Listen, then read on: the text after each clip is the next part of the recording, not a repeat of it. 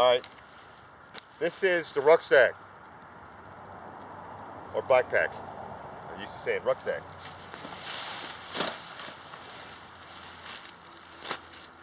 I have another one at home, and I have two sets of equipment, and they are for specific purposes for different situations. This one is a nice grab it and go light. So with this and this, and my little sleeping kit there, as well as a detachable food kit, which I keep in the house, and I keep it all together so that, and I'll explain this to you later. I got water, pockets. You let me know, you see this, you point out what I'm doing wrong about the water. I have these because I like these, but I don't like to use them. I like to keep it dry for emergency purposes when I have to go to the field. It's clean, I bleached it out, and it's ready in the event I have to march out. I can fill it up, it stays on my back, it's easy to use. It makes it easier when you have to drink, so you don't have to waste energy and time and noise and so forth when you're trying to move out. Alright, rucksack. One key about rucksack. You have to practice, you have to think, you have to decide what is the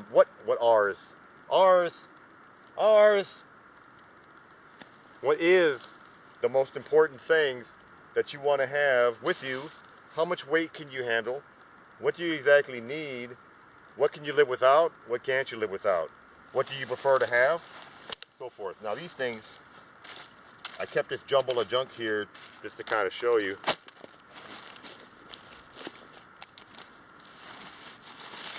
And also, I really like this pack here because this pack has multiple access pockets for specific purposes. Imagine you've been walking, you're tired, you want to camp out, and all of a sudden you sit down. Which pocket do you want to use? Quick access, just like you just want to stop, you're tired, quickly take a break and catch some Z's, right? Right? So I've chosen to use this bottom pocket for my sleep kit. Sleep kit can tie on. Either sleep kit you can tie on through here, or I've make one kit detachable and the other part of it inside here so that it's there just in case. I like to have redundancy in the event I would ever lose my sleeping kit, God forbid. Then I have a little bit of a backup. All right, in here I've got a nice blanket.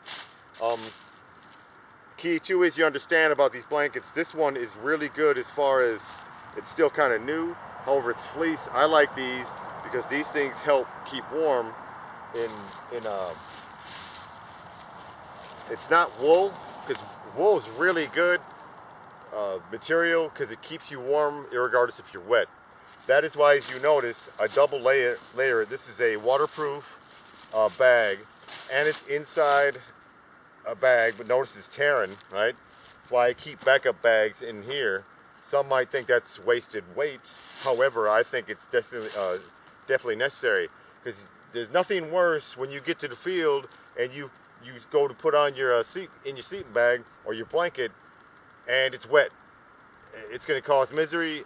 Next thing you know, you're in the field for a sustained period. You're going to be getting sick. You're going to be cold. You're going to be miserable. You'll be like, Lord, help me. Okay, I also keep this net. This net has multi-purpose. It was actually a net for putting stuff on the top of a car, but I like to use it because you can multi-purpose it. It's for hanging stuff. If I needed to, I could put, whatever game in there, drag it along with me. I could hang stuff from the trees to keep it out of the way. I don't think there's any bears. This is the backwoods of New Jersey, right? We're just right here by some park in New Jersey.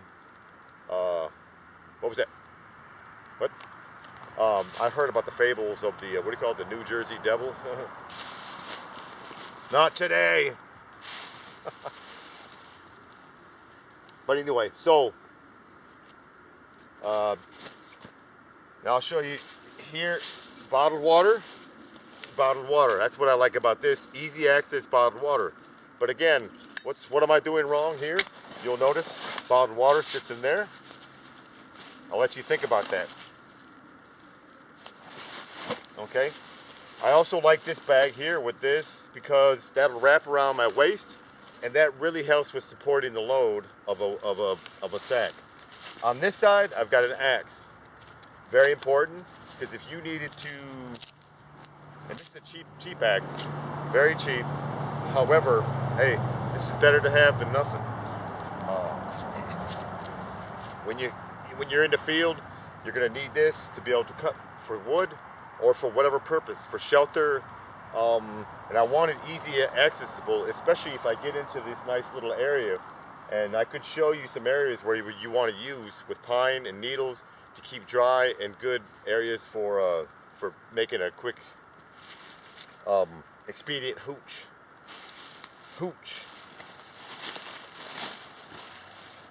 I don't know if the backwoods of Jersey has Bigfoot or not. Anyway, on this side, a knife. There's a couple things I'm doing wrong with the knife. Can you see the knife? What am I doing wrong with the knife? Alright, I'll let you know right now. I quickly tied it down because one, you don't want to lose it. However, there's something wrong with this tie down. Can you tell me?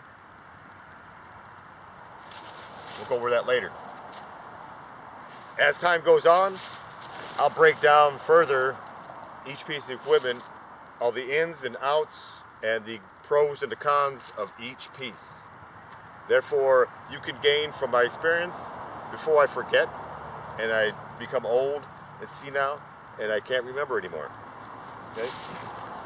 Here, oh, I forgot to put the flag up. Sorry. Is that the where is that to the right? Okay, front pocket. Now this is something I wanted to teach you about. I bought this just because I didn't really buy it just to give you help you learn a lesson. It did learn me a lesson. I bought this. It's a nice little thing, right, for e-tool. You must have one of these in the field. No ifs, ands, or buts about it. All right, you must have one. This would work good for tilling dirt, for weapon, for whatever. Very useful, especially, you need to go bathroom, keep sanitary, huh? This is not a toilet paper, but maybe you could use it. Not a toothpick, but very important piece of equipment. The problem is, and this is something you need to make sure you do so you can test your equipment, tie downs, right? Notice about this piece of junk. What do we see here? What you want to do is, once you get your equipment set ready and set, you take a walk through the woods, and then you test, see how long it takes for you to lose something. Imagine if you're in the field and you have this somewhere on your equipment, and a cheap piece of junk breaks and then it falls and you don't hear it, if you're rumbling around in the woods, or if it's at night, you won't hear it and you lose it. So very important thing. Not only do you tie down your stuff so you don't lose it, that was the thing I wanted you to think about with this water. Tie it down so you don't lose it. We'll show you how to do end-of-the-line bowlings, a skill I learned way back in Ranger NCOs taught me in RIP. And since then, the end-of-the-line bowling has been my friend. But now I have to find another piece of equipment, or this is definitely not where I want to be able to keep my e-tool in my rucksack, or I'm going to have to find another alternate pocket for it. Where should I put it? This is stuff you have to be able to do to assess